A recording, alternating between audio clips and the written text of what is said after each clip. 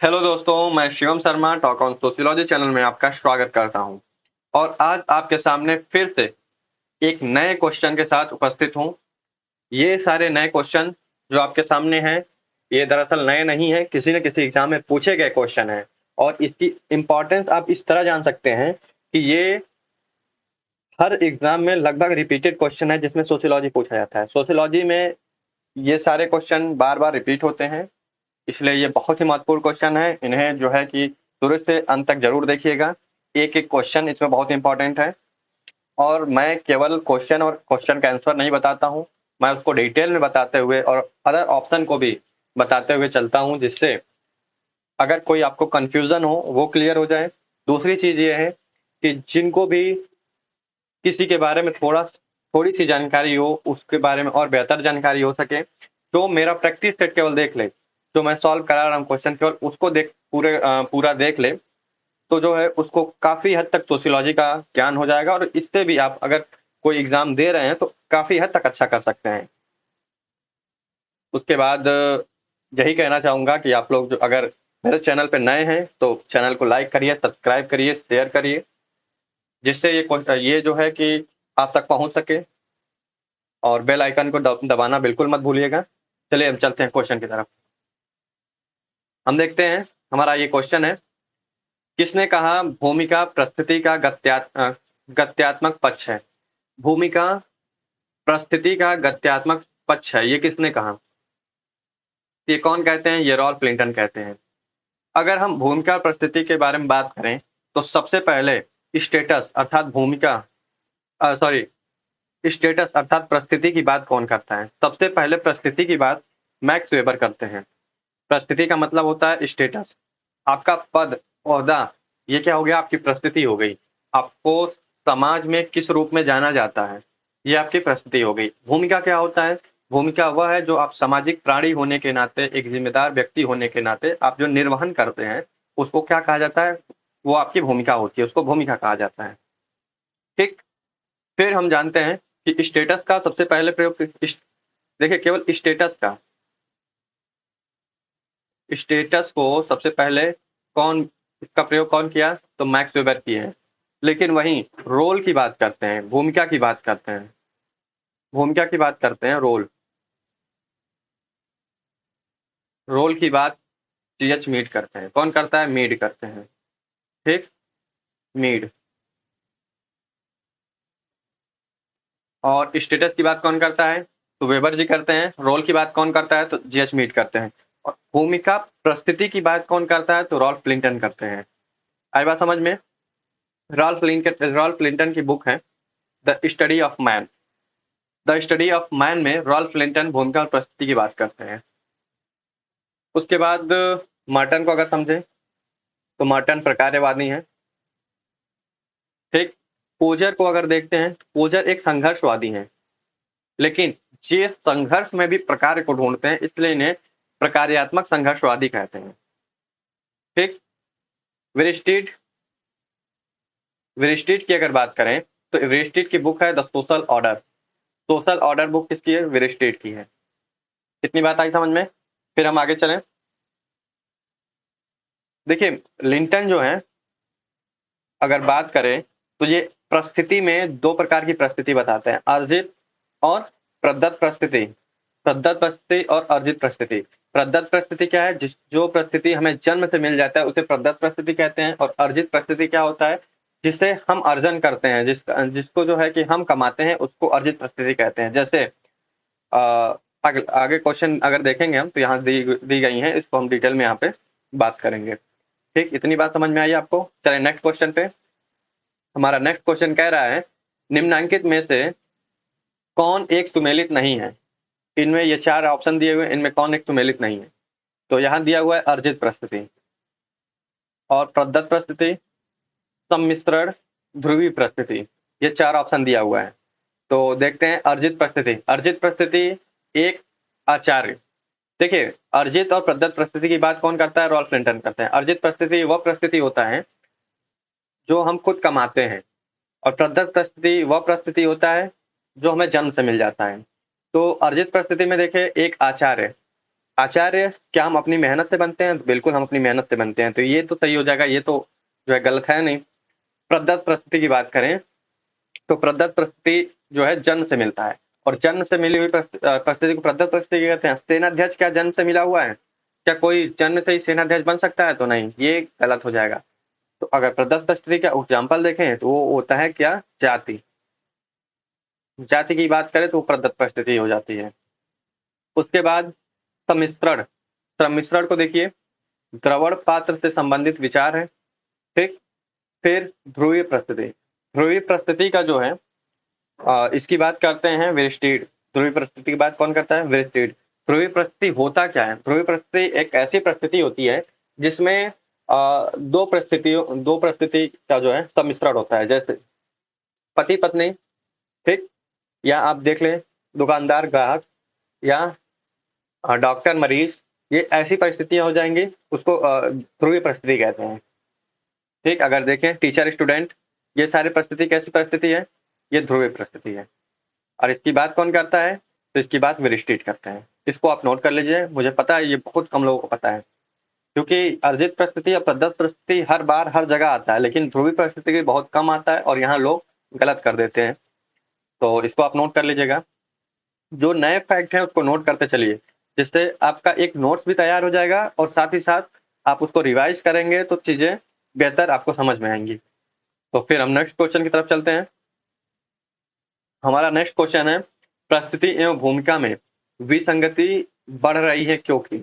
यहाँ कारण पूछ रहा है कि प्रस्तुति अर्थात स्टेटस एंड रोल में क्या हो रहा है? एनोमी बढ़ रही, विसंगतियां बढ़ रही हैं। क्यों बढ़ रही हैं? क्या जनतंत्र के उदय के कारण? अर्थात जनतंत्र का मतलब होता है लोकतंत्र, लोकतंत्र का उदय हुआ इसलिए। दूसरा ऑप्शन है दबाव समूह के उदय के कारण। तीसरा है नई प्रौद्योगिकी तथा स्थानिक गतिशीलता की मांगों को पूरा करने के लिए। चौथा है सामंतवाद के पतन के कारण, ठीक, ये कारण है सामंतवाद के पतन के कारण। चार ऑप्शन दिए हुए हैं, तो देखिए तीसरा ऑप्शन सही है। अब इसको हम समझाते हैं कि परिस्थिति और भूमिका में विसंगतियां बढ़ रही हैं, ठीक। इसकी बात करें तो देखिए प्रौद्योगिकी का जब नए नए प्रौद्योगिकी का जन्म हो रहा है और समाज में क्या हो रहा है? गतिशीलता बढ़ रहा है। इसको हम समझ सकते हैं आधुनिक समाज को लेके। इस समय का जो समाज है उसमें नई नई प्रौद्योगिकी आ रही हैं और गतिशीलता, समाज में गतिशीलता ज्यादा बढ़ती जा रही है। गतिशीलता जितनी ज्यादा होगी, परिस्थिति और भूमिका में उतनी अधिक विसंगतियां देखने को मिलती हैं। और जो है गतिशीलता जितनी कम होगी, मोबिलिटी जितनी कम होगी, उतनी ही कम परिस्थिति और भूमिका में विसंगतियां देखने को मिलेंगी, ठीक। प्राचीन समाज में या ग्रामीण समाज में या कृषक समाज में अगर बात करें तो वहां क्या होती है? गतिशीलता का मात्रा बहुत कम होता है, इसलिए परिस्थिति और भूमिका में विसंगतियां बहुत कम होती हैं।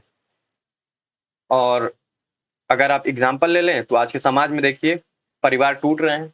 पिता पुत्र को समय नहीं दे पा रहा है, पुत्र पिता को समय नहीं दे पा रहा है, और बुजुर्गों के लिए पुत्र सहारा नहीं बन रहे हैं, आजकल वृद्धा आश्रम सहारा बन रहे हैं। तो ये सारे जो एग्जाम्पल हो गए, ये इसी का है, परिस्थिति और भूमिका का है, कि पुत्र अपना रोल नहीं निभा पा रहा है, पिता दिन रात ड्यूटी कर रहा है। आप गुड डे, बल्कि गुड डे एंड हॉट जो देखेंगे, गुड डे का कहना है कि आजकल जो माताओं का काम है वो बाई बाई करने लगी हैं, ठीक। रोल बार्गेनिंग की बात करते हैं वो। तो कह रहे हैं कि जो माताओं का काम है या जो घर परिवार का काम है वो क्या करने वो कौन बाई करने लगी हैं, बच्चों का ख्याल रखने लगी हैं बाई। तो क्या हुआ? माता की जो भूमिका भूमिका है बच्चों के लिए, वो क्या हो रही है? खत्म हो रही है। माँ का एक प्रस्तुति जो एक स्टेटस बना हुआ है वो खत्म हो रहा है, तो उसमें गतिशीलता आ रही है। नए नए संस्थान जन्म ले लिए हैं, वो संस्थान क्या करते हैं? परिवार का घर का देख रेख कर रहे हैं। तो ये सारी चीजें क्या हो जाएंगी? नई परिस्थितियों के जन्म और गतिशीलता बढ़ने के कारण परिस्थिति और भूमिका में विसंगतियां बढ़ रही हैं। आई होप ये क्वेश्चन अब गलत नहीं होगा, ऐसे क्वेश्चन अगर आएगा तो चलिए नेक्स्ट क्वेश्चन की तरफ चलते हैं हम। हमारा नेक्स्ट क्वेश्चन कह रहा है, निम्नलिखित में से कौन सी विशेषताएं जाति से संबंधित है? तो जाति से संबंधित विशेषता, जाति की बात कौन कौन करता है? तो जाति की बहुत सारे लोग बात करते हैं, जिसमें लुई ड्यूमा एक महत्वपूर्ण थिंकर है जो जाति की बात करते हैं। जी.एस. फूरिये जाति की बात करते हैं, जो बहुत महत्वपूर्ण है। हम इनके बारे में चर्चा करेंगे, विस्तृत चर्चा करेंगे, क्योंकि ये थोड़े में समाहित नहीं होंगे। तब तक ऑप्शन को देखते हैं। तो ऑप्शन देखिए, पहला ऑप्शन है खान पान पर प्रतिबंध, दूसरा समानता, तीसरा आपसी सहयोग, चौथा संस्तरण। इनमें कौन कौन से जाति की विशेषता है? जाति कैसी परिस्थिति है? अभी हम बताएं आपको, प्रदत्त परिस्थिति है, इसको याद रखिएगा। जाति कैसी परिस्थिति है? प्रदत्त परिस्थिति है। और खान पान पर प्रतिबंध होता है जाति पे, तो जाति में क्या होता है? संस्तरण होता है। आई बात समझ में? पहला और चौथा किसमें है? डी में है। जाति में समानता नहीं होती, हायरार्की होता है, यह चीज आपको पता है जाति में। और आपसी सहयोग नहीं होता है जाति में, ठीक, क्योंकि क्या होता है? विभेदीकरण होता है, स्तरीकरण होता है जाति में। तो देखिए हम थोड़ा सा चर्चा करेंगे संस्तरण, हायरार्की और स्ट्रेटिफिकेशन में, ठीक। मतलब जो है कि संस्तरण में बात करेंगे, उसके बाद जाति की जो असमानता है, सॉरी, संस्तरण और स्तरीकरण की बात करेंगे। संस्तरण क्या होता है, हायरार्की क्या होता है, कि दोनों में क्या होता है? देखिए स्तरीकरण और जो है कि हायरार्की, दोनों में होता क्या है? तो हायरार्की में भी ये निम्न से उच्च या उच्च से निम्न की भावना होती है, ठीक। ये चीज बटा हुआ होता है ऊपर से नीचे या नीचे से ऊपर में। संस्तरण भी बटा होता है, और किसमें बटा होता है? स्तरीकरण में बटा होता है। लेकिन अंतर क्या होता है दोनों में? केवल अंतर सिर्फ इतना होता है कि स्तरीकरण जो होता है उसमें उच्चता और निम्नता की भावना जुड़ जाती है। मैं उच्च हूँ वो निम्न है, या मैं निम्न हूँ वो उच्च है, इसकी भावना जब जुड़ जाएगी तो स्तरीकरण हो जाएगा। और संस्तरण, हायरार्की क्या हो जाएगा? उच्चता और निम्नता हो जाएगी, ठीक। ऊपर से नीचे और नीचे से ऊपर बंटवारा हो जाएगा, उसको क्या कहेंगे? हायरार्की कहेंगे, ठीक। उसके बाद हम चले नेक्स्ट क्वेश्चन की तरफ। नेक्स्ट क्वेश्चन कह रहा है निम्नलिखित में से किस समाजशास्त्री ने सामाजिक स्तरीकरण के 4 स्वरूपों दास्ता, जागीर, जाति एवं वर्ग का उल्लेख किया है? किस समाजशास्त्री ने सामाजिक स्तरीकरण के 4 स्वरूपों की बात की है? दास्ता, जागीर, जाति और वर्ग की बात की है। बहुत फेमस क्वेश्चन है ये, हमारे बोटोमोर साहब हैं। बोटोमोर जो है जाति को बोटोमोर जो है जाति की उत्पत्ति, वर्ग और जाति की उत्पत्ति 4 स्वरूपों में बांटा है, स्तरीकरण किया है, दास्ता, जागीर, जाति और वर्ग में। अगर हम यहाँ देखते हैं, जाति की बात करें, जाति की उत्पत्ति के सिद्धांत को देखें, तो जाति की उत्पत्ति की प्रजातीय सिद्धांत कौन दिया है? तो हर्बर्ट रिजले, जीएस कुरियन और मजूमदार, ये 3 आते हैं मुख्य। हर्बर्ट रिजले, उसके बाद जीएस कुरियन और मजूमदार जाति की उत्पत्ति का प्रजातीय सिद्धांत देते हैं, ये याद करिएगा। और सबसे बड़ी चीज ये है कि जो कि हम हर जगह ये बताते हैं ताकि कंफ्यूजन ना हो, कि जब ऑप्शन में रिजले देंगे, रिजले, घुरिये, मजूमदार तीनों मिलते हैं ऑप्शन में, या 3 में से कोई 2 मिलता है, तो हमेशा रिजले को मारिएगा, रिजले सही होंगे। अगर रिजले नहीं है तो घुरिये सही होंगे, और घुरिये भी नहीं है तब मजूमदार सही होंगे। यहाँ ये चीज आप बात याद रखिएगा कि सबसे पहले इंपॉर्टेंस किसको देंगे? रिजले। ऑप्शन में अगर रिजले है तो रिजले, नहीं तो घुरिये है, रिजले नहीं है घुरिये है तो घुरिये को देंगे, ठीक। उसके बाद जाति का धार्मिक सिद्धांत कौन दिया है? तो होकार्ट सोनार देते हैं। जाति का राजनैतिक कौन दिया है? तो अब्बे डुबाए और जीएस घुरिये देते हैं। उसके बाद जाति की व्याख्या सबसे पहले कौन करता है? तो अब्बे डुबाए ही करते हैं। फिर आगे बढ़ते हैं हम नेक्स्ट क्वेश्चन की तरफ। हमारा नेक्स्ट क्वेश्चन कह रहा है कास्ट इन इंडियन पॉलिटिक्स का लेखक कौन है? ये बुक है कास्ट इन इंडियन पॉलिटिक्स, इनके लेखक कौन है? तो ये 4 ऑप्शन आपके सामने हैं, और जो भी इनके लेखक हैं उन्होंने कुछ और पुस्तकें लिखी हैं, जैसे रीथिंकिंग डेमोक्रेसी और पॉलिटिक्स इन इंडिया, ये इनकी बहुत महत्वपूर्ण पुस्तक है। तो कौन है? तो रजनी कोठारी हैं। रजनी कोठारी जी और पॉलिटिक्स में कॉस्ट को देखा है, और ये पुस्तक लिखे कॉस्ट इन इंडियन पॉलिटिक्स। उसके बाद हम नेक्स्ट क्वेश्चन पे चलेंगे। हमारा नेक्स्ट क्वेश्चन कह रहा है जाति की संरचना की व्याख्या में संस्तरणात्मक पक्ष को किसने महत्व दिया है? देखिए यहाँ पे आ गए ड्यूमा जी, हमारे ड्यूमा सही हो जाएंगे, लुई ड्यूमा। लुई ड्यूमा जो है जाति के संस्तरणात्मक पक्ष को महत्व दिया है। हायरार्की की बात करते हैं, इनकी पुस्तक है होमो हायरार्की। क्या पुस्तक? होमो हायरार्की। ये बोलते हैं कि जाति एक प्याज की तरह है। किसकी तरह है? प्याज की तरह है। अब ये जाति का तुलना प्याज से क्यों करते हैं? ये कहते हैं जैसे प्याज का छिलका होता है ना, प्याज होता है ना, प्याज का एक कवर होता है, तो वो छिलका जब निकालेंगे तो एक और कवर मिलेगा, फिर वो कवर निकालेंगे, उसके नीचे एक कवर मिलेगा, फिर एक कवर निकालेंगे, फिर उसके नीचे एक कवर मिलेगा। ठीक, तो पूरी तरह से एक क्या होता है, वैसे ही जाति होती है। जाति में क्या होता है कि जाति होती है, जाति की उपजातियां होती है, उपजातियों की भी उपजातियां होती हैं, और वो सारे इंटरडिपेंडेंट होते हैं, एक दूसरे पर डिपेंडेंट होते हैं। आई बात समझ में? तो प्याज की तरह जो है जाति को देखते हैं, और जाति में जो है शुचिता और प्रदूषण की बात करते हैं। कौन? तो लुई डूमा जी। आई बात समझ में? फिर हम नेक्स्ट क्वेश्चन की तरफ चलें। ये बहुत ही इंपॉर्टेंट क्वेश्चन है। अपनी पुत्री के विवाह तथा अपने पुत्र की नौकरी से संबंधित खर्चों की विरोधी मांगों के बीच फंसी अल्प वेतन भोगी माता की स्थिति का बोध करने वाला सर्वोत्तम शब्द है। यहाँ कौन सा शब्द यूज होगा?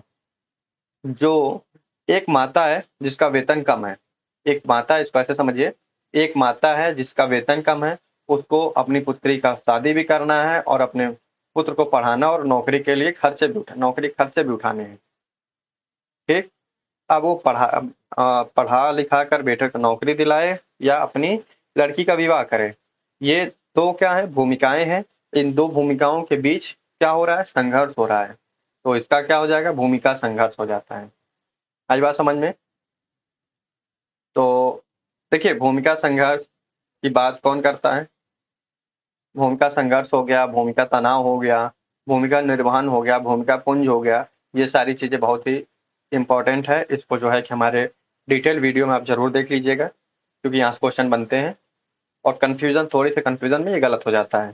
तो भूमिका संघर्ष की बात कौन करता है, ये आप कमेंट बॉक्स में जरूर से बताएंगे। ये क्वेश्चन है आज आपके लिए। उसके बाद हम नेक्स्ट क्वेश्चन की तरफ चलते हैं। हमारा नेक्स्ट क्वेश्चन कह रहा है, सामाजिक गतिशीलता की व्याख्या में संदर्भ बिंदु की अवधारणा को किसने प्रस्तुत किया है? सामाजिक गतिशीलता, सोशल मोबिलिटी की बात कौन करता है? तो हमारे सोरोकिन जी करते हैं। ठीक, इसको याद कर लीजिएगा। और सामाजिक गतिशीलता में संदर्भ बिंदु की बात कौन करता है? यही करते हैं, सोरोकिन ही करते हैं। अगर हम देखें तो जाति में गतिशीलता की बात कौन करता है? श्रीनिवास करते हैं। श्रीनिवास कहते हैं संस्कृतिकरण की बात करते हैं, संस्कृतलाइजेशन की बात करते हैं। संस्कृतिकरण से जाति में गतिशीलता देखने को मिलती है। ठीक, ये कहते हैं कि संस्कृतिकरण जो है जाति में गतिशीलता उत्पन्न करता है। जो निम्न जातियां उच्च जातियों की तरह बनने का प्रयास करती हैं, उनके कर्मकांडों, उनके रीति रिवाजों को अपनाती हैं और उनकी तरह बनने का प्रयास करती हैं। वहीं मजूमदार जो हैं, मजूमदार मजूमदार जो हैं डिसंस्कृतलाइजेशन की बात करते हैं, विसंस्कृतिकरण की बात करते हैं। कहते हैं कि एम.एन. श्रीनिवास ने जो कहा है कि जाति निम्न जातियां उच्च जाति को फॉलो करती हैं, वो तो सही है, लेकिन समाज में ये भी देखने को मिला है कि उच्च जातियां निम्न जातियों को भी फॉलो करती हैं। वो शराब, मदिरा पान और मांस का सेवन, ये सारी चीजें करके अपनी संस्कृतियों को खुद को निम्न जातियों की तरह बनाने का प्रयास करती हैं। तो ये कौन कहा है? मजूमदार, डिसंस्कृतलाइजेशन की बात करते हैं। फिर नेक्स्ट क्वेश्चन, जजमानी व्यवस्था जाति व्यवस्था के पहलू का प्रतिनिधित्व करता है। जजमानी व्यवस्था जाति व्यवस्था की किस पहलू का प्रतिनिधित्व करता है? तो किस पहलू का? तो आर्थिक पहलू का। जजमानी व्यवस्था में होता क्या था?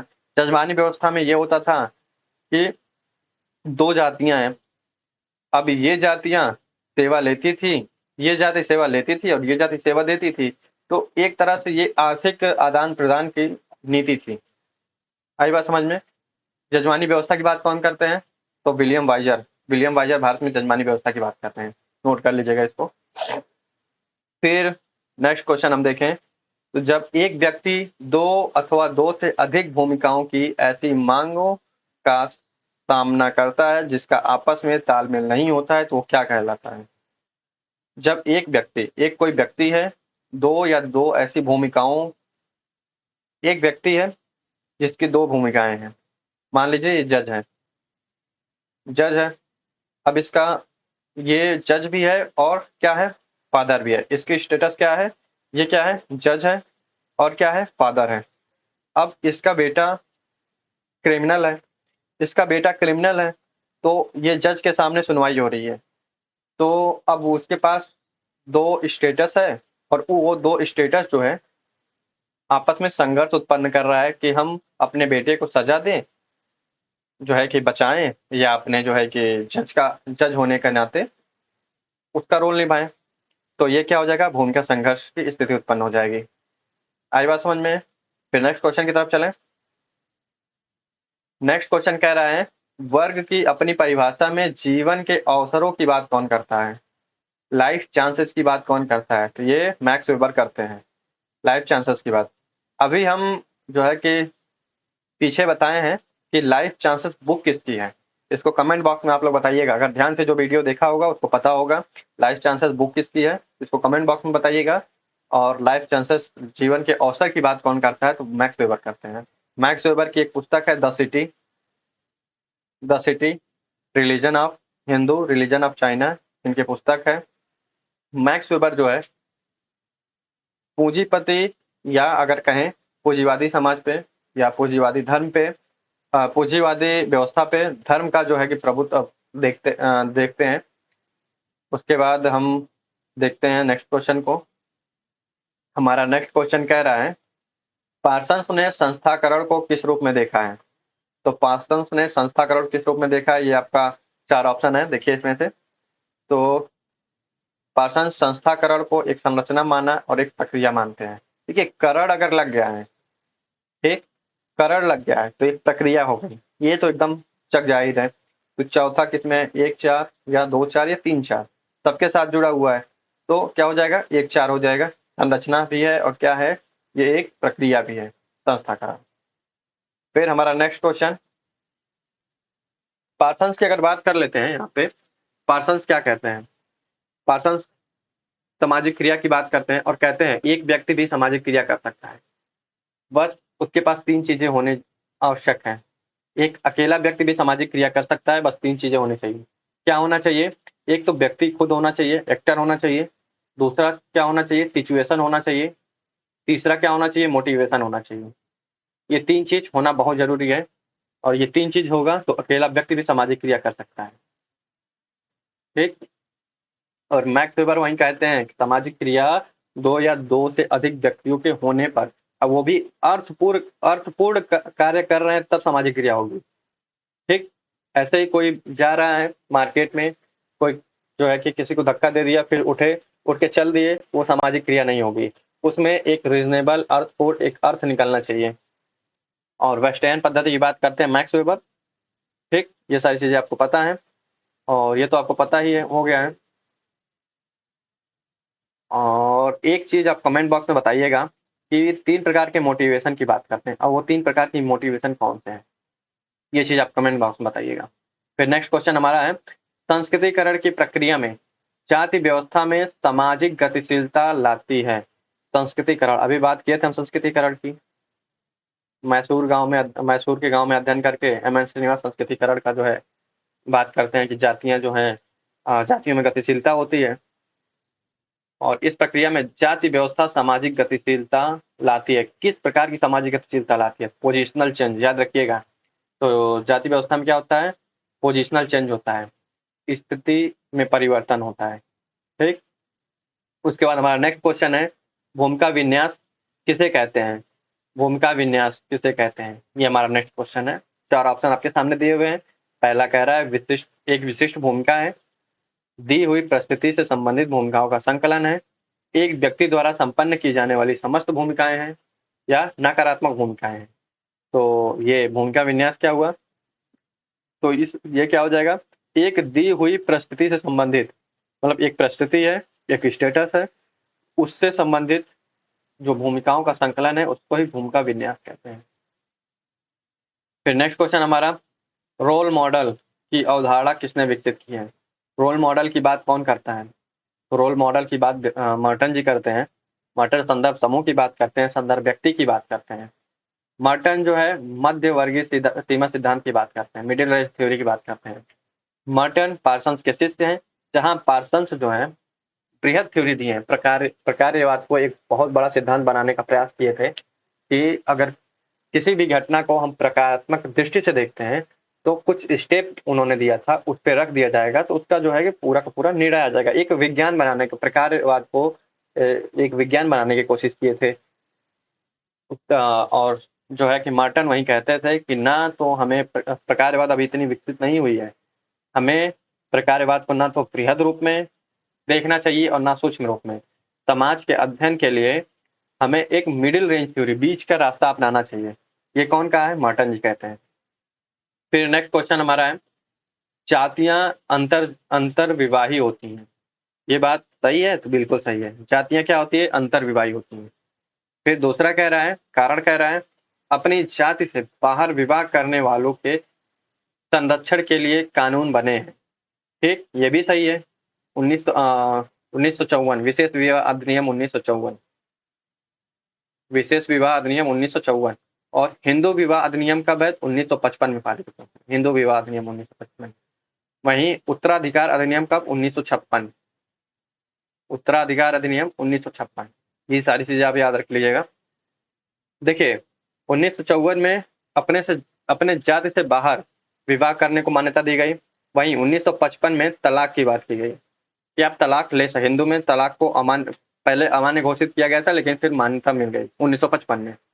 ठीक, उसके बाद उत्तराधिकार अधिनियम 1956 आया, जिसमें मिताक्षरा और दायभाग की बात की गई है। अब 1954 की बात करें तो जातियां अंतर विवाही होती हैं, ये तो बात सही है। और अपनी जाति से बाहर विवाह करने वालों को संरक्षण कानून देता है। कौन से कानून देता है? 1954 का कानून देता है। अब क्या ये दोनों सही हैं? तो बिल्कुल सही है। ए और आर दोनों सही हैं, ए और आर दोनों सही। क्या व्याख्या कर रही हैं? तो देखिए, इसमें अगर देखा जाए, तुलना किया जाए, तो इसमें जाति की अपनी अलग बात की जा रही है और इसमें जाति के लिए कानून की बात की जा रही है अलग से। ठीक, तो ये क्या है? व्याख्या नहीं है। ठीक, ये दोनों क्या है? व्याख्या नहीं है, लेकिन दोनों सही हैं। फिर नेक्स्ट क्वेश्चन की तरफ चलते हैं। नेक्स्ट क्वेश्चन, इसको बहुत बार हम बता चुके हैं कि सामाजिक सांस्कृतिक परिवर्तन के संदर्भ में ध्रुवीकरण का सिद्धांत किसने दिया है? तो किसने दिया है? सोरोकिन ने। ध्रुवीकरण का सिद्धांत किसने दिया है? सोरोकिन ने दिया। सीमाओं का सिद्धांत कौन दिया? सोरोकिन दिया। संस्कृत के 3 भाग को कौन बताता है? तो सोरोकिन बताते हैं। सोरोकिन की पुस्तक है crime and punishment, social mobility, और तीसरी पुस्तक है जो इंपॉर्टेंट है, सोशल एंड कल्चरल डायनेमिक्स, जो बार बार पूछा जाने वाला पुस्तक है। आई बात समझ में? फिर किंग्सले डेविस की बात करें तो ह्यूमन सोसाइटी इनकी पुस्तक है। किंग्सले डेविस की ये प्रकार्यात्मक प्रकार्यवादी हैं। डेविस और मूर जो है प्रकार्यवादी हैं। सामाजिक स्तरीकरण को भी ये प्रकार के रूप में देखते हैं कि समाज में जो स्तरीकरण है वो भी कुछ न कुछ समाज में प्रकार्य करता है, लोगों को प्रेरित करता है कि लोग उच्च पद को ग्रहण करने के लिए कुछ सीखें और अच्छा व्यक्ति बनने का प्रयास करें। फिर मैकरवे पेज पुस्तक सोसाइटी है, इनकी पुस्तक का नाम सोसाइटी है। ठीक, ये सारी चीजें पता हो गई आपको। फिर हम चलते हैं आगे। हमारा नेक्स्ट क्वेश्चन है, पूंजीपतियों के मध्य होने वाली प्रतियोगिता को सामाजिक परिवर्तन का एक महत्वपूर्ण कारक किसने माना है? पूंजीपतियों के मध्य जो प्रतियोगिता होती है उससे सामाजिक परिवर्तन होता है, ये कौन मानते हैं? तो ये हमारे मार्क्स साहब हैं, इन्हीं का योगदान है। कहते हैं जब संघर्ष की बात करते हैं, 2 वर्गों में पूंजीपति और सर्वहारा के बीच संघर्ष की बात करते हैं, और 2 पूंजीपति अगर आपस में प्रतियोगिता करते हैं तो उससे क्या होता है? सामाजिक परिवर्तन आता है। तो ये मार्क्स कहते हैं।